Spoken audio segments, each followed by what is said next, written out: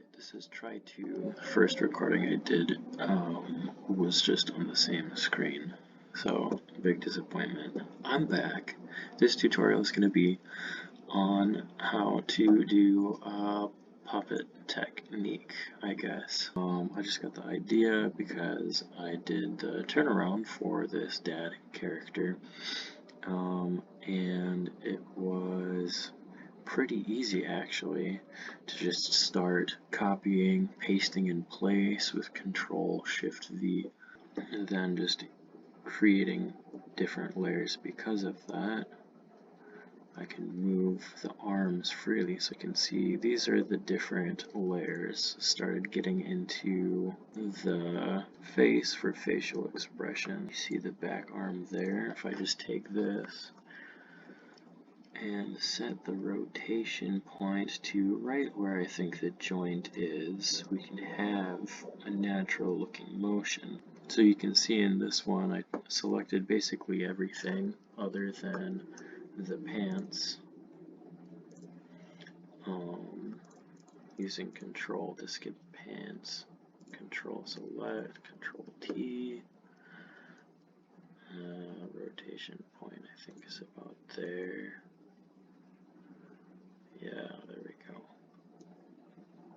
I'd say that the spine is probably about there, so that's what natural movement looks like, maybe. So now he is reaching down, and so now that I've done that, all I have to do is go in and fill in that little gap right here and make that look natural. Instead of having to redraw everything. So, and another thing is I'd be fixing the curvature of the back a little bit, make it look more hunched. I'll show you really briefly the front. Right now I only have the core and the bicep and the forearm, and I have these separated for a reason. The bicep is underneath the core, and then the forearm I want it to be above the core, so in the case that I do something a little bit more extreme of a movement, and it's on top. Alright, a flaw of this is it's easy for overlapping to happen, and so you have to make sure that the rig that you create is a good one. You can see that the bicep is sticking out too much, so I'll actually have to, well, that's not erase. Erase that right there. And another thing is, I'm trying to figure out exactly where the joint is, because if you select the wrong place, the movement won't look natural, and then there will just be more and more cases of overlapping, like that. So if I move it up here, see that happens a lot less.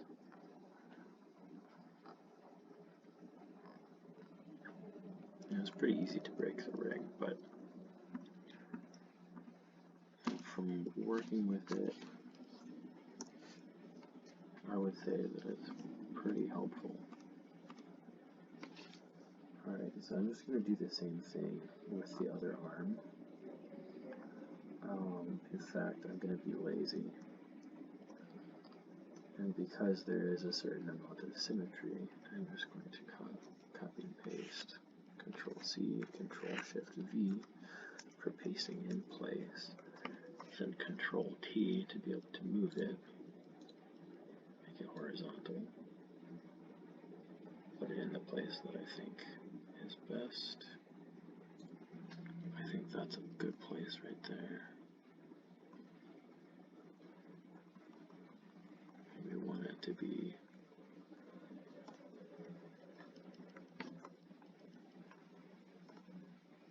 alright. That looks alright. And then we'll take the bicep, put that underneath.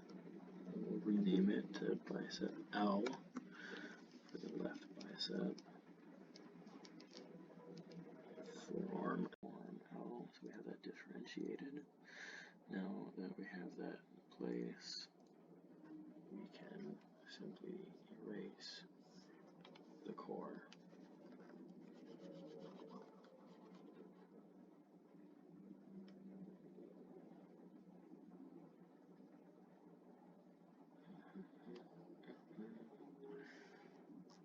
I just want to see how I did it. Yep, okay. Alright. Keeping a nice base, just in case we want to translate that arm. I think that'll be good to leave. And we'll put it back in Hey Presto. Got an arm. And then Control Select, Control T, move this up to here, and we can do slight movements. You can tell pretty quickly that the more that you move it, the more that it breaks. So it's a good idea to do a lot of moving just to see where your strong points and weak points of the rig is. Alright, let me try that again.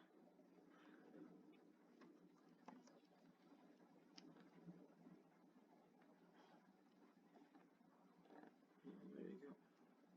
Alright.